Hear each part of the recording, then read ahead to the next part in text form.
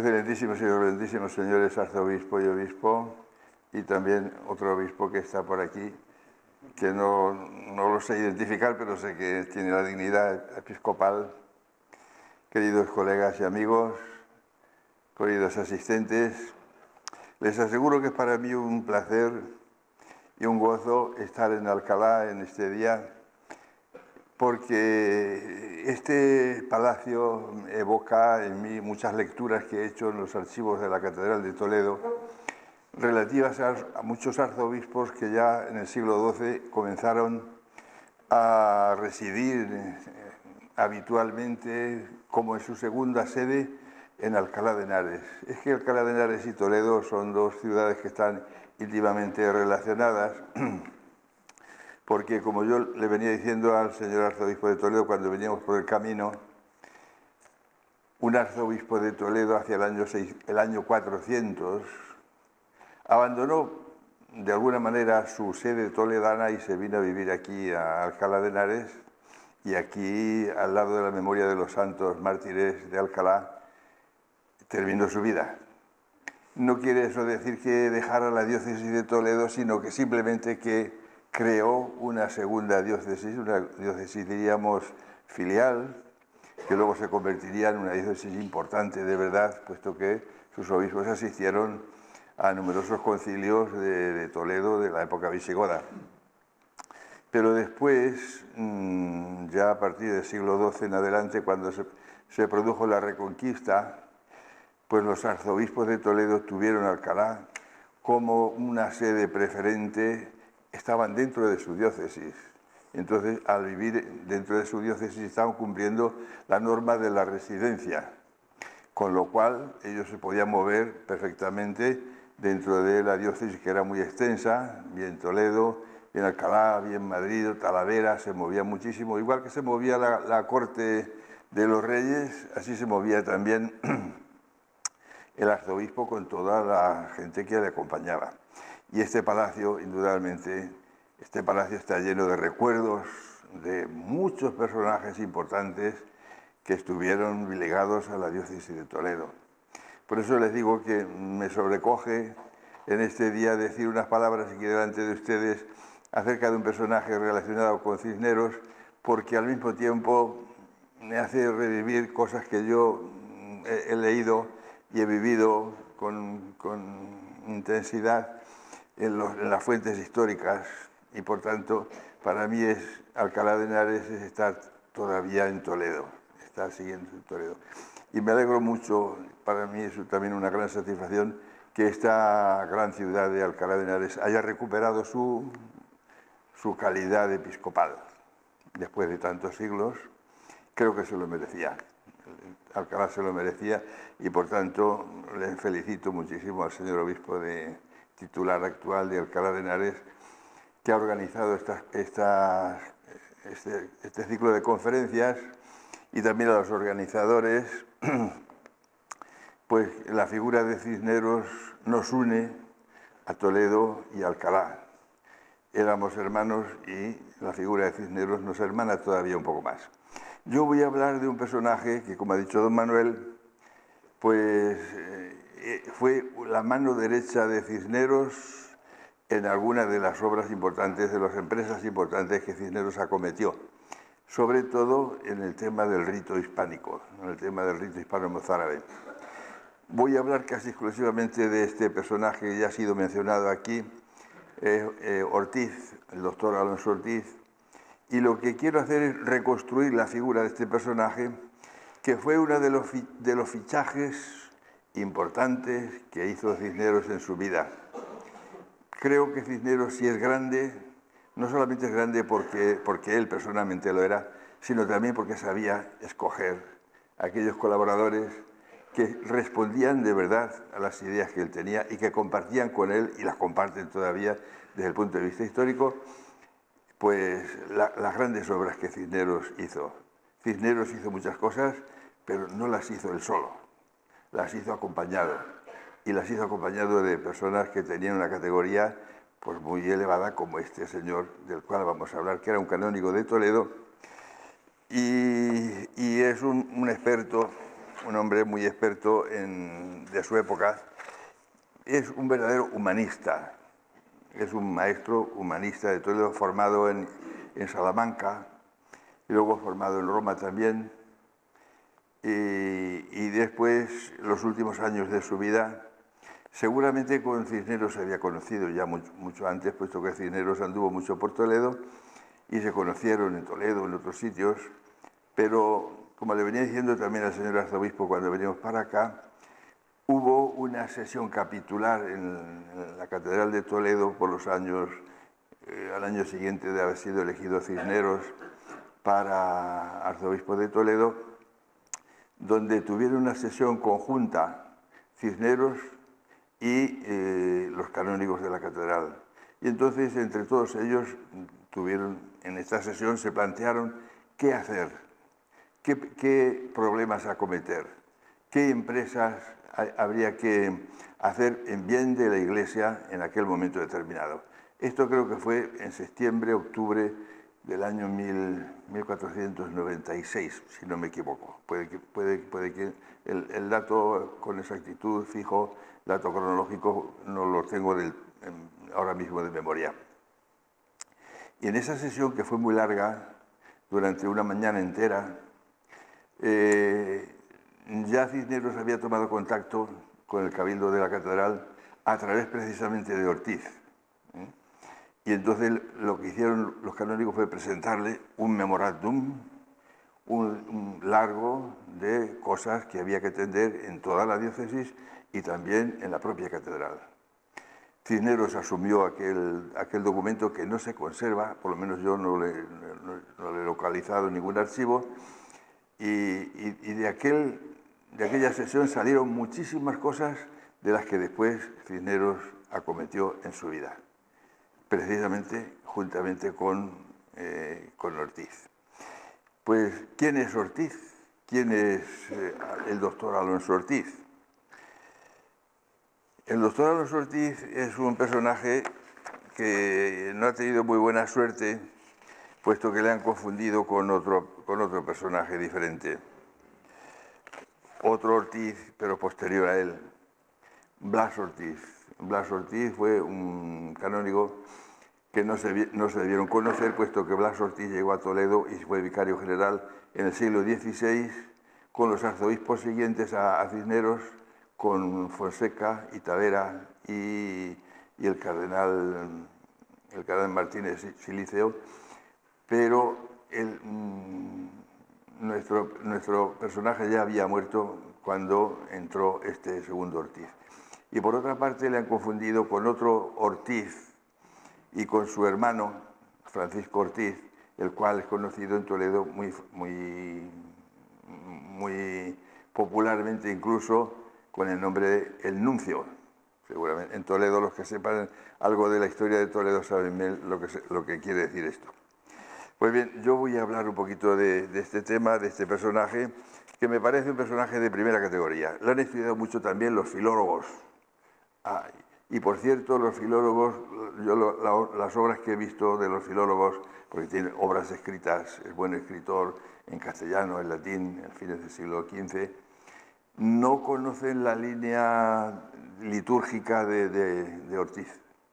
Así como también los liturgistas que han estudiado a Ortiz y a Cisneros desconocen este otro aspecto literario, porque Ortiz ante todo, era un humanista, ante todo era un personaje que estuvo muy atento, muy avizor, como eran los humanistas de su tiempo, a los problemas públicos de la sociedad de su tiempo. Bueno, y con esto no quiero hacer más introducción, sino que voy inmediatamente a empezar a leerles unas cuartillas acerca de este personaje. No voy a leer todo porque es un trabajo un poco extenso, y si me dicen en un momento determinado que ya lo deje, pues como se va a publicar después, lo leerán todo completo. Pues en este trabajo me propongo abordar de manera preferente la figura del doctor Alonso Ortiz, colaborador de Cisneros en la recuperación del rito. La liturgia hispánica tiene un pasado muy largo en buena parte ignoto por la carencia de fuentes y no siempre exento de contrariedades. La liturgia hispánica, surgida en los lejanos siglos del comienzo del cristianismo en la península, se fue afianzando y estructurando trabajosamente, conoció una época de plenitud y fue mantenida contra viento y marea por las comunidades mozárabes en la época islámica de la dominación musulmana de la península. No han sido pocos las dificultades que esta liturgia ha encontrado a lo largo de la historia, pero en los grandes momentos de la historia de la liturgia siempre ha habido, y esto lo destaco un poco también en el trabajo, alguien que ha estado providencialmente en el momento oportuno, exactamente el momento determinado para salvar este rito. Y afortunadamente pues se ha salvado y es para nosotros un gran tesoro, un tesoro litúrgico, un tesoro religioso y un tesoro también literario. Bueno, no les voy a ahorrar un poco esto porque creo que lo conocen bastante bien, las vicisitudes por las cuales la liturgia hispánica pasó en la época mozárabe y en la época de la incorporación de Toledo al reino cristiano de Castilla-León, cuando el Papa de Roma, Gregorio VII, toma la decisión de abolir la liturgia hispánica. ¿Qué pasó? Se celebró un concilio en Burgos el año 1080 y quedó la liturgia abolida. Afortunadamente hubo algunos personajes que no quisieron abolirla. Y entonces se produjo un fenómeno muy singular que sucede muchas veces en la Edad Media, que consiste en que la legalidad, cuando va en contra de la costumbre prevalece sobre la legalidad moderna, porque la costumbre es la fuente de la legalidad. Y creo yo que es eso lo que pasó. Y por otro lado, en un trabajo que publiqué también hace algunos años, aquí se ventilaba en aquel momento determinado, pues se ventilaba el apoyo político de una minoría religiosa y étnica, como eran los mozárabes de Toledo, al rey Alfonso VI, que fue el conquistador de la ciudad de Toledo. Y el rey necesitaba gente, y por eso Toledo en aquel momento se constituyó en una ciudad de libertades. Vinieron los mozárabes, aparte de los mozárabes que ya había en la ciudad, vinieron mozárabes de todas partes, de Sevilla, de Mérida, de Denia, de muchas partes de la península, y se incorporaron a Toledo, y el rey necesitaba población porque la ciudad se había quedado vacía al huir los musulmanes cuando la conquista. Y tenía que darles libertades, les dio fueros. Fueros significa libertades. Y entre las libertades que se dieron, pero no de una manera explícita, sino implícitamente, por los hechos, que fue el mantenimiento del rito hispánico en la minoría mozárabe. Ese fue un momento clave en el cual la liturgia continuó sobreviviendo, puesto que era una tradición, era una costumbre. Y por otro lado, cuando había quedado abolida la liturgia hispánica en el reino castellano-leonés, el Papa le había mandado a Alfonso VI que aboliera la liturgia en sus reinos. Toledo todavía no pertenecía a sus reinos. Y por tanto, realmente Alfonso VI no desobedeció al Papa, todo lo contrario. 5 años después de aquel concilio fue cuando cayó Toledo en manos del rey. El rey se consideró dispensador de aplicar una cosa que ya había extendido a los reinos, pero él no había hecho promesas de futuro. Por tanto, la liturgia se mantuvo en Toledo por verdadera casualidad. Casualidad o providencia, no lo sé. Quizás ambas cosas. Pues la liturgia se mantuvo así. Luego ha tenido también otros problemas la liturgia hispánica. Ya en el siglo XIII hay otro momento de crítico donde los clérigos de la ciudad de Toledo pues abandonan un poco el rito y prefieren celebrar en su rito. Y las escuelas no funcionan bien, pero hay un personaje también providencial, que es un arzobispo de Toledo, que se llama don Gonzalo Pétrez, el cual era de estirpe mozárabe. Y a fines del siglo XIII, cuando ya apenas existían ni siquiera los libros, o algunos ni siquiera los sabían leer, la letra aquella visigoda, da un decreto diciendo que las escuelas de las parroquias mozárabes donde se forman los clérigos mozárabes, pues que se reinstaure de nuevo la enseñanza del rito y que se mantengan fieles al rito suyo. Se copian nuevos libros mozárabes en la letra ya muy desdibujada, muy alterada, la letra visigoda, y de nuevo se recupera. Lo mismo sucede en la época de Cisneros. En la época de Cisneros el rito está en Toledo pues ya en las últimas. Apenas tiene fieles. Llegan a dar un decreto, el cardenal Mendoza, de que los fieles cristianos de Toledo, de rito romano, se inscriban si quieren también en el rito mozárabe, para aumentar el volumen de la población mozárabe de Toledo. No era suficiente, tuvo que venir Cisneros porque ya ni siquiera los clérigos sabían leer aquella letra tan misteriosa que formaba parte de la sacralidad del rito hispánico. Aquí está Ortiz, junto con el cardenal Cisneros, para recuperar uno de los grandes tesoros de la cultura española, de la cultura de la Iglesia también. Aquí están estos dos personajes, indudablemente de una grandeza muy similar.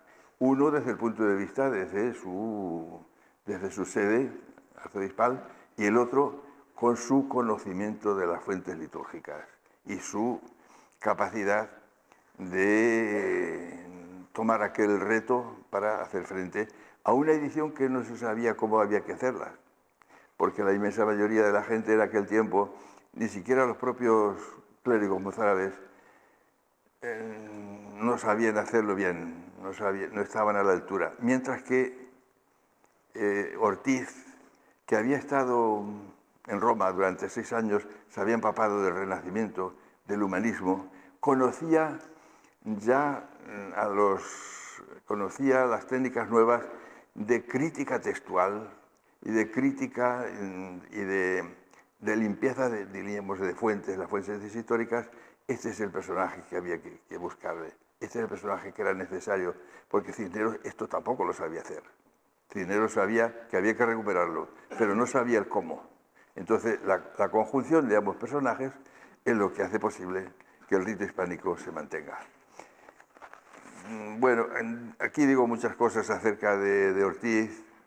Ortiz es un canónigo de Toledo, que nace en Toledo mismo. Tiene problemas al principio de su tiempo.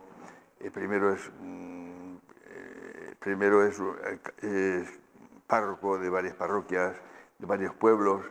Después se forma en Salamanca, hace el doctorado en Derecho Canónico y tiene un gran problema parecido al de Cisneros. Cisneros tuvo un problema también de lucha por su propio arciprestazgo de Uceda. Pues este tuvo un problema también por una canonjía en Toledo que le habían asignado a él el Papa Sixto IV. Se presentó en Roma, estuvo litigando en Roma durante 6 años. En Roma le dio tiempo durante 6 años a captar el humanismo, a captar pues, las nuevas tendencias de la cultura de la época. Cuando volvió a Toledo volvió cambiado, igual que le pasó a Cisneros, volvió cambiado. Ahora de Cisneros se dice que no estuvo en Roma.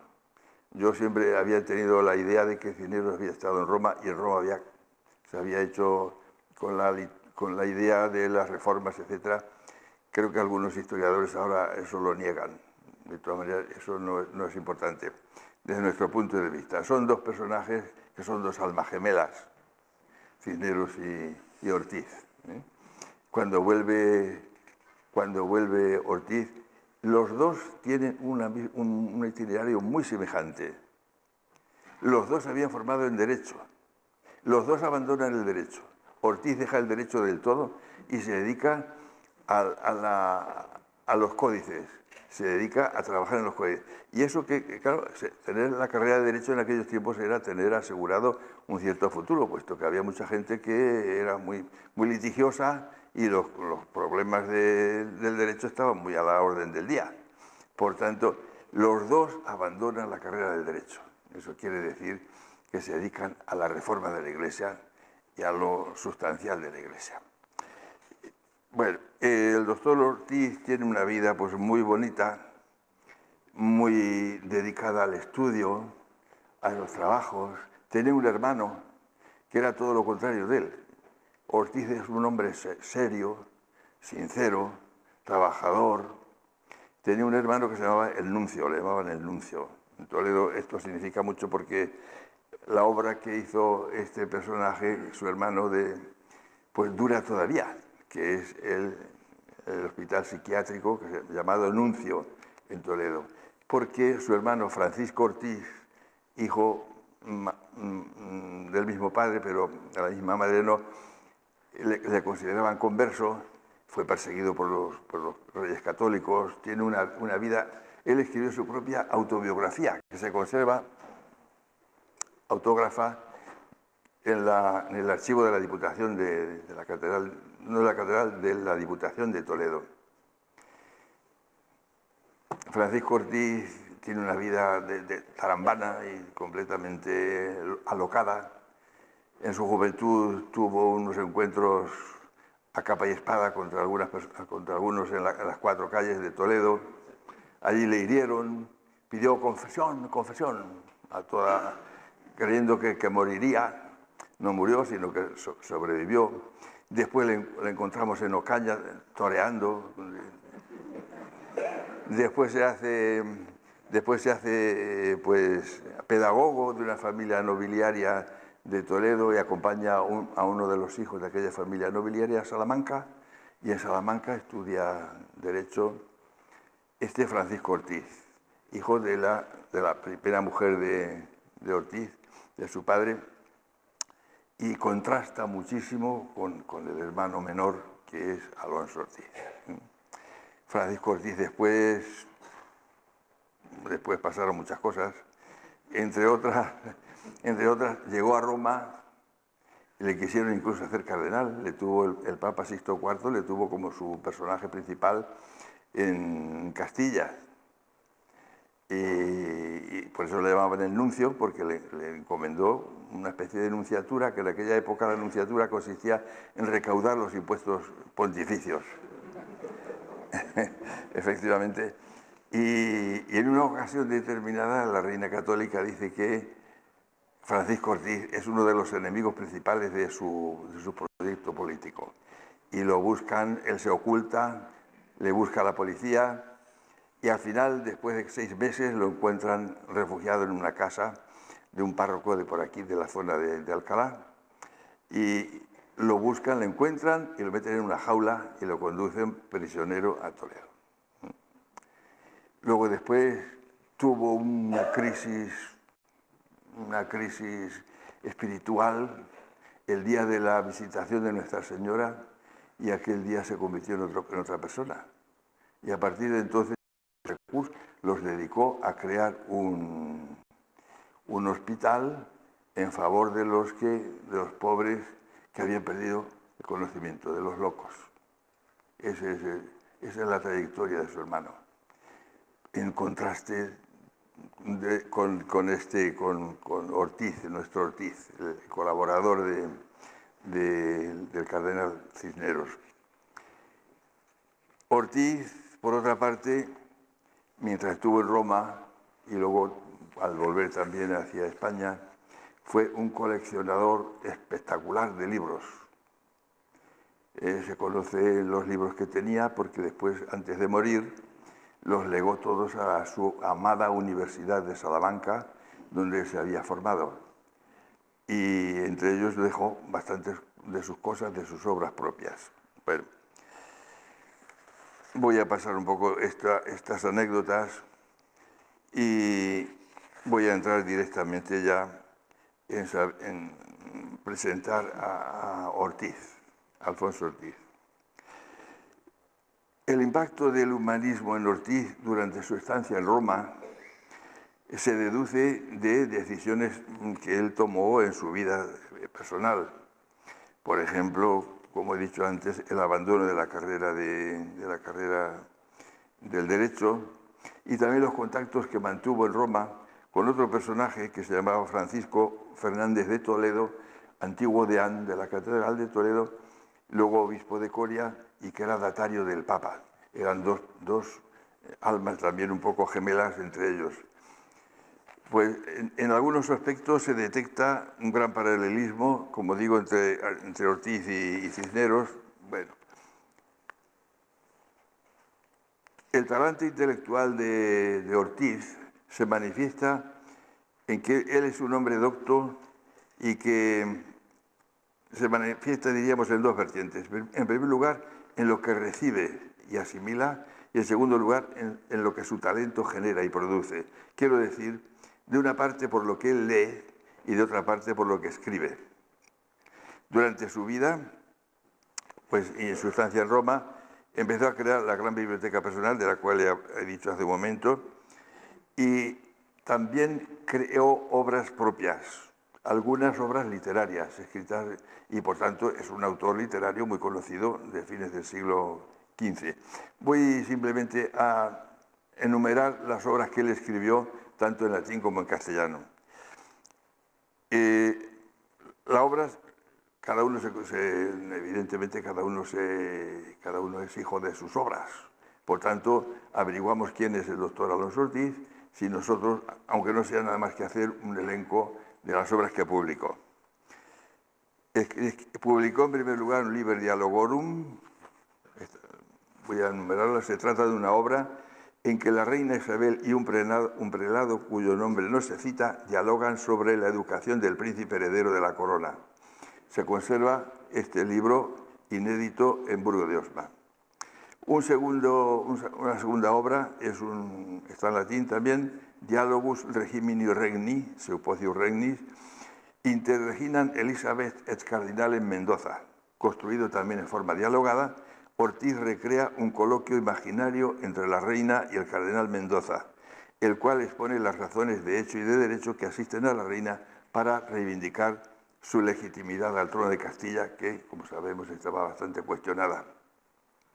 Este códice debió ingresar en la biblioteca de la Universidad de Salamanca entre el legado de libros de Ortiz. En tercer lugar, tercera obra, Liber de Educatione Joannis Serenissimi Principis. Como veis, está atento sobre todo a la educación del príncipe. Este libro, uno de los principales salidos de las manos de Ortiz, se conserva inédito en Salamanca, en su latín original, y no ha sido nunca editado, excepto una versión castellana por obra de un moderno traductor.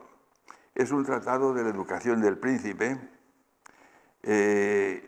Juan, heredero de los Reyes Católicos, que falleció a los 19 años de edad en 1497, de lo que se deduce que es anterior a esta fecha, compuesto igualmente en forma dialogada entre la reina y el cardenal Mendoza y dividida en dos partes, desarrolla los principios cristianos en que se debía centrar la educación del futuro rey de Castilla y Aragón. Cuarto libro, Consolatoria super obitu incliti principis Joannis, conocido también en castellano como Tratado del fallecimiento del muy ínclito señor don Juan. Como le indica el mismo título, se trata de una epístola consolatoria, género literario cultivado por Ortiz y puesto de moda por los humanistas. Pretendía confortar el ánimo de la persona o personas afectadas por la muerte de un ser querido, aportando razones para la esperanza basadas en la fe cristiana y en el testimonio de los más insignes filósofos de la antigüedad. Ortiz es un hombre que está atento, vive en su época, vive en los problemas de su época y intenta dar una respuesta tal como él lo entiende. Otro libro, el quinto libro, uno de los más interesantes y más bonitos, está en la Catedral de Toledo, impreso también, Tratado de la herida del rey. Es de los más ejemplarizantes, por lo menos a mí es el que más me llama la atención, porque, como saben, que hubo un atentado contra el rey católico en Barcelona, en un día determinado, el 7 de diciembre de 1492, víspera de la Inmaculada. Hay un perturbado, remensa, atentó contra el rey y le dejó herido, y se produjo en el reino una verdadera conmoción. Entre ellos, la reina católica se produjo también creyendo que le habían asesinado. Pues Ortiz coge la pluma para escribir, escribe en castellano, y después de narrar el caso con detalle, toma pie de los riesgos que pesan sobre los reyes y les exhorta a mirar el hecho bajo un prisma providencialista, como un aviso de Dios. Ortiz hace gala de un respeto sagrado hacia los príncipes, hacia las personas, pero también de una extremada libertad para cantarles las 40 a los reyes y decirles que lo que tienen que ocuparse es del pueblo y que se ocupen de los problemas del pueblo, que para eso han sido elegidos reyes. Hay que descubrirse ante un personaje de semejante que se enfrenta desde el punto de vista de la moralidad, no desde el punto de vista de la política partidista, y les canta las 40 de verdad a los reyes. Sobrecoge, lo digo de verdad. Yo he leído varias veces y hay que echarle un poco de valor. Otro libro de Ortiz, Tratado Consolatorio a la princesa de Portugal. Este es otro hecho político que ocurre en su tiempo y Ortiz está atento y escribe también sobre aquel hecho. El tratado asume un tono consolatorio, género muy cultivado por los griegos y romanos, Plutarco, Séneca, Platón, Cicerón, Quintiliano, por los padres de la Iglesia, San Jerónimo, San Agustín, por los medievales, Boecio, Vicente de Beauvais y Juan Gersón. Y la obra de Ortiz va precedida de una carta a la reina Isabel para que cuando lo estimase oportuno la pusiera en manos de su primogénita Isabel, llamada la princesa de Portugal, la cual había casado en 1490 con Alfonso de Portugal, príncipe heredero de aquel reino, y había concitado una tremenda expectativa, puesto que en aquel matrimonio se iban a reunir también el reino de Portugal. Desafortunadamente, el príncipe heredero de aquel reino de Portugal falleció en julio de 1491 de una caída del caballo, dando lugar a que la princesa castellana regresase de Lisboa a España. La epístola, muy amplia, se compone de 27 capítulos, va dirigida a la princesa de Portugal en su reciente viudez. La obra está llena de referencias bíblicas, de citas de autores clásicos y muchos humanistas castellanos sintieron la misma necesidad de escribir, de decir cosas. Dicen que en aquella época no existía libertad, existía perfecta libertad para decir las cosas y decírselas a la cara a la gente sin problemas.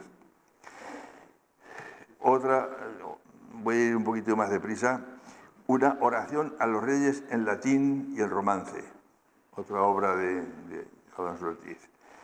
El título empieza diciendo Ad illustrissimus Fernandum et Elisabeth Hispaniarum reginam potentissimos Alfonsi Ortiz doctoris Horatio. Oración, una oración, quiere decir un discurso. Y en este discurso lo que él hace es una crónica muy larga y muy detallada de los acontecimientos políticos y sociales más importantes del reinado de los Reyes Católicos. Muy interesante, de verdad, muy interesante. Hasta la misma conquista de Granada. 8 y 9, dos cartas mensajeras a los reyes, una en nombre de la ciudad de Toledo y otra en nombre del Cabildo de la Iglesia, abogando porque cuando se ha conquistado la ciudad de Granada y se incorpora al Reino de Castilla, la ciudad de Granada sea mencionada en los títulos de los reyes, rey de Castilla, de León, etc., después de la ciudad de Toledo. Toledo tiene más antigüedad y, por tanto, la ciudad de Granada, a pesar de que constituye el final de la Reconquista, pues que se ponga después, una cosa de su tiempo, de los protocolos de su tiempo.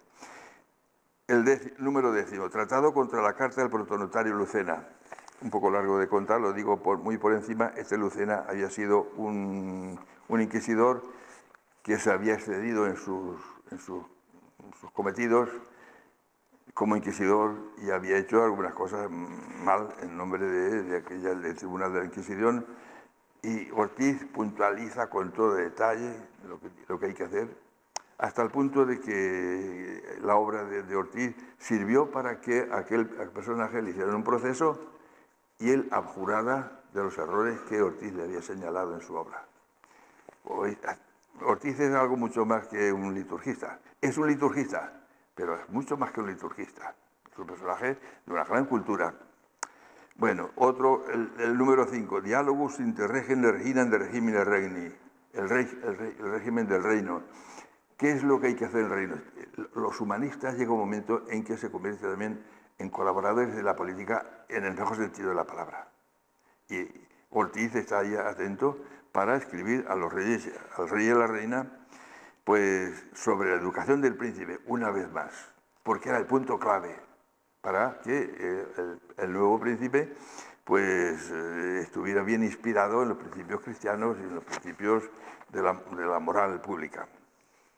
Número 12. Muy devotos y muy contemplativas meditaciones de bienaventurado San Anselmo, traducidas por Alonso Ortiz a petición de la reina. Número 13. La lamentación del género humano. Es un resumen de la historia de la humanidad.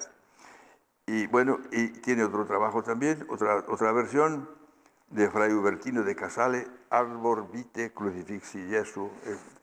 Este Ubertino de Casale había sido uno de los Fraticelli del siglo XIV que se habían opuesto al Papa Juan XXII en la época de Aviñón, y había sido un monje rebelde. Es cosa curiosa, puesto que este libro está en manos de la reina. A la reina le llama la atención, pero y la traduce para ella le traduce esta obra, pero en realidad esta obra de un heterodoxo, realmente así es. Y luego son las ediciones litúrgicas. Las ediciones litúrgicas que son más que la edición del misal y del breviario. Se las voy a ir leyendo, por ejemplo. Número 15. Historia Beatissimi Eugeni. San Eugenio, como nos ha dicho antes nuestro colega de Toledo, pues San Eugenio es introducido en la liturgia hispánica y en la liturgia romana también de Toledo, un poco tardíamente. Esta obra compuesta para el oficio litúrgico del rito romano en la fiesta de San Eugenio para sustituir las lecturas en la lengua latina del siglo XII, que estaba muy llena de barbarismos y que a los humanistas aquello no les gustaba porque no sonaba mal, no era un latín bonito. Él lo compone de nuevo y hace un oficio litúrgico nuevo. Otro oficio litúrgico nuevo que hizo Ortiz fue el oficio litúrgico de San Ildefonso. También San Ildefonso tenía una tradición muy legendaria que a la gente ya no les gustaba, y había que hacer aquello agradable, sonoro, bonito, literariamente, un estilo que les gustara a los humanistas. Él también lo hizo. Y luego ya las ediciones, el misal mixto, según el orden y la regla de la Iglesia Metropolitana de Toledo, impreso por Pedro Hagenbach, 1499, el misal mixto según la regla de San Isidro llamado mozárabe. Sobre esto pues, teníamos que decir muchas cosas, pero en fin, como me dice nuestro moderador que vaya abreviando mucho, pues lo digo así también. Son las dos obras más importantes desde el punto de vista litúrgico que aporta Ortiz. Ortiz no se limita solamente, es un liturgista también, sí, pero también es humanista. Y no se limita solamente a seguir las normas que él había pactado con Cisneros, puesto que de estas normas nos habla en los prefacios que preceden a los dos misales, al misal romano y al misal latino. Él dice muy brevemente, porque la epístola es muy corta, la prefaciúncula es muy corta, qué principios habían pactado Cisneros y él para la edición de los dos misales. Y ahí viene desarrollado muy bonitamente, muy brevemente, pero muy bonitamente, a las cosas a las cuales Ortiz se comprometió. ¿Cómo hacerlas? No solamente hacer la edición, hubiera sido muy fácil transcribir un códice y ya está. No, había que hacer una compulsación de códices. Había que verificar las fuentes, unas fuentes y otras, escoger las mejores lecturas, porque había muchas lecturas deturpadas y había que hacer un cotejo con muchísimo detenimiento para escoger lo mejor. Y después, desde el punto de vista de la liturgia, había que escoger los más antiguos, lo dice él en la prefaciúncula, los más antiguos, los mejores desde el punto de vista litúrgico y literario. A Ortiz se le encomendó un trabajo algo mucho más importante que la transcripción y edición, sino un trabajo filológico de depuración de los códices. Y ya en esta época tan primitiva todavía de estos trabajos críticos, pues es un precursor, evidentemente. Bueno,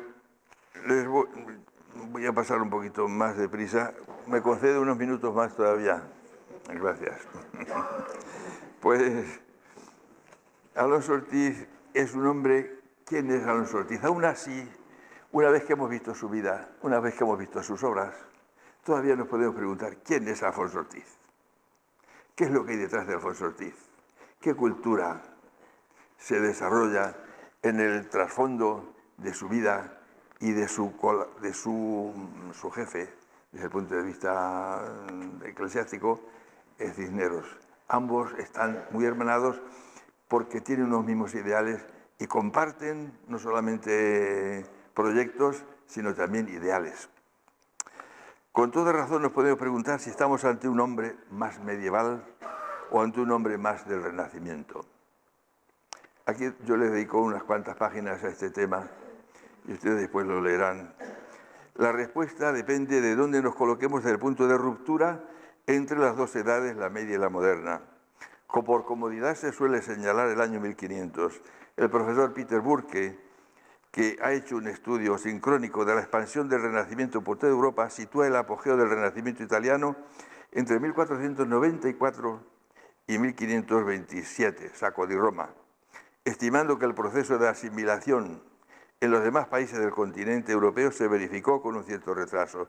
Según esto, Ortiz no habría alcanzado por poco la etapa del Renacimiento pleno en España, pero sí había pertenecido a la fase renacentista inmediatamente anterior, en la cual coexistieron rasgos medievales y rasgos renacentistas en diversa proporción entre los hombres de su tiempo.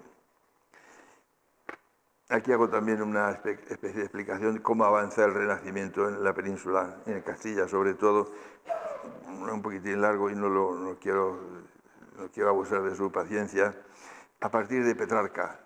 Petrarca es el iniciador de lo que se llamó el humanismo por un lado y el Renacimiento por otro, y Petrarca dejó una serie de consignas que pueden decirse brevísimamente de la siguiente manera. Las consignas de Petrarca, el iniciador del Renacimiento, en cuya órbita cultural se sitúa Ortiz, había dicho lo siguiente: reivindicación de la antigüedad clásica latina como base de la cultura. Segundo, el desdén por el aristotelismo, la escolástica y el derecho. Fíjense ustedes. Tercero, la consideración de la época anterior, Edad Media, como una época decadente y oscura. Cuarto, la expectación de tiempos nuevos, marcados por el ideal de la reforma. Después, la invitación a modificar el modelo de educación de los jóvenes sobre la base de los estudios humanísticos. Después, la vuelta a la posición central de Roma, y esto era una posición política, e Italia en las relaciones políticas con los países cristianos. De esta ideología luego desarrollada por los continuadores de Petrarca, que son muchos, aquí cito varios de ellos: Poggio Bracciolini, Leonardo Bruni, Coluccio Salutati, cómo la idea va avanzando y cómo las ideas del Renacimiento van progresando y llegan a expandirse por toda Europa y llegan a contaminar, en el buen sentido de la palabra, también a los autores, entre ellos Ortiz, y entre ellos también Cisneros. Es un punto capital que no me da mucho tiempo a desarrollarlo, pero recordemos los concilios del siglo XV, los concilios de la Reforma del siglo XV, la caída de Constantinopla, los movimientos culturales que se desarrollan con la venida de los bizantinos a Occidente, los papas renacentistas, especialmente Nicolás V. Ayer mismo estaba yo en el archivo y encontré por casualidad una bula del Papa Nicolás V de 1422, algo así, escrita en letra humanística. Es decir, el Renacimiento y el humanismo están renovando todo, incluso la letra, las grafías humanísticas, y ese es un signo indudablemente de avance. Y llega aquí una bula del Papa Nicolás V de 1422, pues esta letra clarísima, esta letra humanística, esta letra preciosa. Habían cogido la letra carolina del siglo XII, muy bonita, de la época anterior al gótico, con una redondita, preciosa, humanística, lo que ustedes conocen como letra humanística, que es de donde se deriva nuestra letra manual también, la que nosotros escribimos. Pues ahí está, cómo se difunde todo esto. Y finalmente quiero decir que es un humanista fines del siglo XV, y voy a leerles un poquitín también el final de todo, a ver si consigo redondear un poco. ¿Cómo era un humanista en aquel tiempo? Aquí le dedico unas páginas también a este tema para ver cómo era este personaje. Y finalmente lo que hago es decir, la reforma del rito hispánico, ¿qué es en realidad? ¿Es una reforma solamente eclesiástica? ¿Es una reforma solamente litúrgica? No, no. Es una reforma litúrgica inspirada en los ideales del Renacimiento. La obra de la restauración de la liturgia hispánica es recuperar un pasado glorioso, un patrimonio glorioso, que ellos lo consideran así. Lo dice Ortiz en la prefaciúncula, lo dice expresamente, diciendo que ellos han observado que la mayor contribución de España a la literatura antigua es San Isidoro. Y de ahí que escojan la liturgia que ellos atribuían a San Isidoro, que es, como saben, hay dos vertientes de la liturgia hispánica, hay dos vertientes, por así decirlo, dos familias. Una es la familia A, o tradición A, que es la propia de Toledo, y otra es la tradición B, que es la propia del sur de la península. Había una leyenda según la cual pues, los dos hermanos, Leandro e Isidoro, arzobispos de Sevilla, uno tras de otro, habían compuesto una misma liturgia con variantes. La liturgia de la tradición A la atribuían a San Leandro, la liturgia de la tradición B la atribuían a San Isidoro. Como San Isidoro era el gran maestro de España medieval y antigua, escogieron la tradición B, que no era la toledana, era la sevillana. Y entonces, al escoger esto, se equivocaron indudablemente, pero se equivocaron pensando que lo que recuperaban era a San Isidoro, porque San Isidoro era pues la gloria nacional. Así como los humanistas italianos presumían de Cicerón y presumían de Virgilio, así también los humanistas españoles, en la misma época, tenían algo muy importante de que presumir nacionalmente, como una gloria nacional: San Isidoro. Y a San Isidoro le atribuían la liturgia hispánica en su variante B, que fue la que se reformó, y que fue la que se ha reformado totalmente después, en los tiempos del cardenal González Martín. Y nada más, y perdonen si me he pasado un poquito del tiempo. Muchas gracias.